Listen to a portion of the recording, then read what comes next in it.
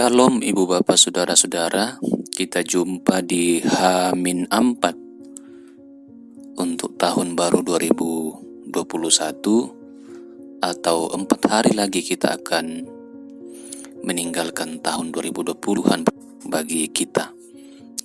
Dan karena itu kita bersyukur kalau hari ini kita masih diberi kehidupan. Kita sangat prihatin dengan orang tua saudara kita banyak yang meninggal karena COVID. Sampai sekarang masih terus bertambah yang meninggal karena COVID. Maka kita bersyukur kalau hari ini kita bisa mendengarkan firman Tuhan. Diberi kesempatan untuk mendengarkan firman Tuhan dari Bukit Sion Makale. Seperti biasa kami akan menyampaikan firman Tuhan berdasarkan bacaan harian dari Gereja Toraja untuk tanggal 28 Desember 2020 dari Matius pasal 2 ayat 13 sampai 15. Matius pasal 2 ayat 13 sampai 15. Sebelum membacanya mari berdoa. Terpujilah Tuhan, segala hormat kemuliaan hanya bagimu. Engkau sungguh baik, Engkau sungguh mengasihi, menyayangi kami umat manusia. Kami terus diberi kehidupan hingga hari ini, dan terutama kami manusia berdosa tidak dibiarkan binasa, tapi dalam iman kepada Yesus Kristus kami memperoleh kepastian jaminan kehidupan kekal di sorga.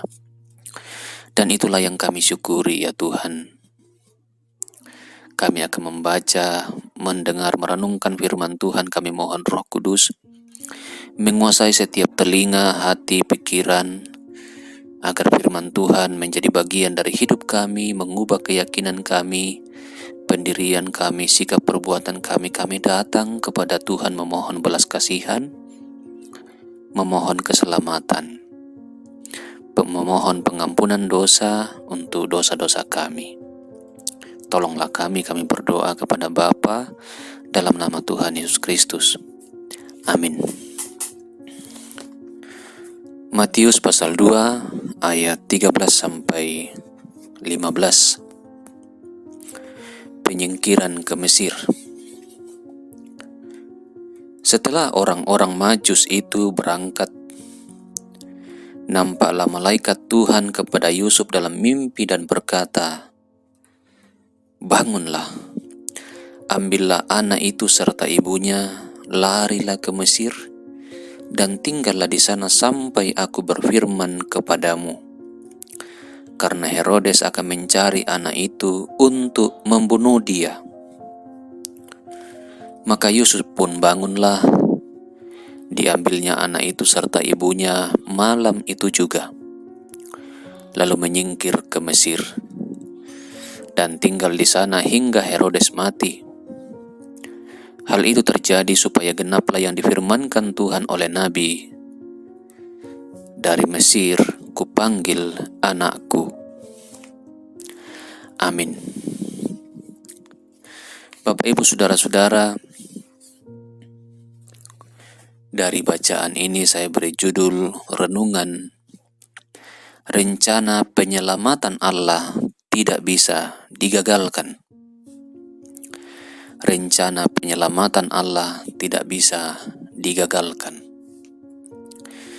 Ibu bapak saudara-saudara, Tuhan begitu rindu menyelamatkan umat manusia dari kebinasaan kekal, dari api neraka, lautan api, siksaan siang malam selama-lamanya. Siksaan siang malam selama-lamanya itu akan terjadi di lautan api, dan itu disebut dengan jelas di Wahyu pasal 20 ayat 10, juga ayat 14 dan 15.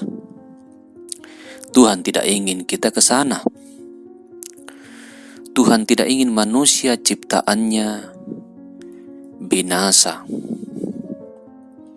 Ia rindu menyelamatkan manusia miliknya, manusia yang Ia ciptakan. Maka Yesus lahir ke dunia.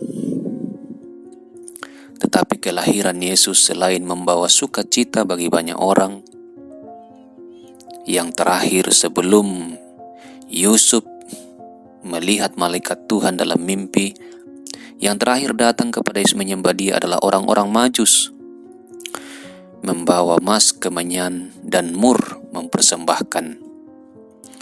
Karena mereka melihat tanda di langit, bintang di langit, bahwa akan ada raja yang mereka ingin sembah. Maka mereka datang jauh-jauh dari timur, dari Arab, menyembah Yesus di tanah Palestina. Sebelum orang Majus ini berjumpa dengan bayi Yesus, Yesus yang masih kecil, yang masih bayi, mereka berjumpa dengan Raja Herodes, dan dari situlah Herodes mengetahui maksud kedatangan mereka, sehingga Herodes mulai khawatir sebagai raja. Ada raja yang lain. Maka dia berharap bahwa orang-orang Majus kembali melapor kepadanya sesudah mereka berjumpa dengan Yesus itu, supaya dengan cara itu ia membunuh. Tetapi juga orang Majus tidak kembali kepada Herodes, karena malaikat juga sudah menyampaikan kepada para orang Majus itu untuk tidak kembali ke Herodes. Mereka mencari jalan yang lain untuk kembali ke negeri mereka. Herodes menjadi marah, dan sebelum ia melaksanakan niatnya untuk membunuh bayi Yesus, malaikat Tuhan menjumpai Yusuf, suami Maria, untuk melarikan diri ke Mesir. Dan Yusuf mengikuti apa yang dikatakan oleh malaikat, sampai Herodes sendiri mati, dan barulah mereka kembali dari Mesir. Dan itu juga untuk memenuhi nubuat Nabi yang berkata, dari Mesir kupanggil anakku. Bapak, Ibu, Saudara-saudara, Yesus memang akan mati. Yesus memang akan mati. Tetapi belum saatnya pada saat itu. Belum saatnya dia mati di kayu salib, karena dia masih kecil, masih bayi. Yesus belum mengajarkan apa-apa. Yesus belum mengajarkan tentang kerajaan Allah. Yesus belum mengumpulkan murid-murid. Maka segala rencana Herodes untuk membunuh Yesus menjadi gagal total, digagalkan oleh Tuhan. Rancangan keselamatan dari Tuhan tidak bisa digagalkan oleh Raja Herodes sekalipun. Maka rencananya gagal. Tetapi sesudah Yesus kembali dari Mesir, mereka kemudian terus ke Galilea di Nazaret, tumbuh besar dan berkarya. Sesudah Yesus mengajarkan banyak hal kepada orang banyak, sesudah Yesus mempersiapkan murid-murid, maka Allah tidak menghentikan lagi rencana penyaliban Yesus oleh orang-orang Yahudi. Walaupun tentu saja Tuhan juga bisa melepaskan penyaliban ini. Mengapa Allah tidak menghentikan rencana penyaliban untuk Yesus Kristus, anaknya sendiri? Karena dengan cara kematianlah dan kebangkitanlah keselamatan itu menjadi sempurna. Jadi sekali lagi, justru dengan kematian Yesus di kayu salib dan kebangkitannya, maka karya Yesus itu menjadi sempurna. Maka tanpa ada kebangkitan, maka kekristenan tidak mungkin ada. Tanpa ada kebangkitan dari antara orang mati, maka tetap tidak ada harapan bagi manusia yang pasti akan mati satu demi satu. Setiap kita pasti akan mati. Maka seandainya tidak ada kebangkitan dari kematian, maka tidak ada harapan apapun. Di sinilah Bapak Ibu Saudara-saudara, melalui kebangkitan Kristus telah kita memiliki harapan seperti 1 Korintus 15 ayat 22. orang-orang yang mati dalam persekutuan dengan Kristus akan dibangkitkan dan hidup kekal selama-lamanya bersama Tuhan di sorga. Ini jaminan 1 Korintus 15 ayat 22. Yesus adalah yang sulung dari kebangkitan itu, dan setiap orang yang percaya kepadanya juga akan dibangkitkan memperoleh kehidupan yang kekal. Maka tentu saja juga berimplikasi bahwa orang yang tidak percaya akan tetap dihukum selama-lamanya di lautan api. Maka di waktu yang singkat ini Bapak Ibu Saudara, kita tidak tahu pandemi COVID ini sampai kapan. Mungkin juga kita akan menjadi korban kelak, kita tidak tahu. Karena itu janganlah menjadi bagian dari kelompok Herodes yang karena kebutuhan kekuasaan sesaat ingin menghalangi penyelamatan dari Allah. Mari sambutlah keselamatan dari Allah di dalam Yesus Kristus yang kelahirannya dirayakan hari-hari ini. Karena firman Tuhan juga dengan jelas mengatakan dari Markus 13 ayat 26 bahwa saatnya nanti Ia akan datang. Yesus akan datang kembali, akan turun dari sorga, dan semua mata akan melihat Dia datang dalam segala kuasa dan kemuliaan.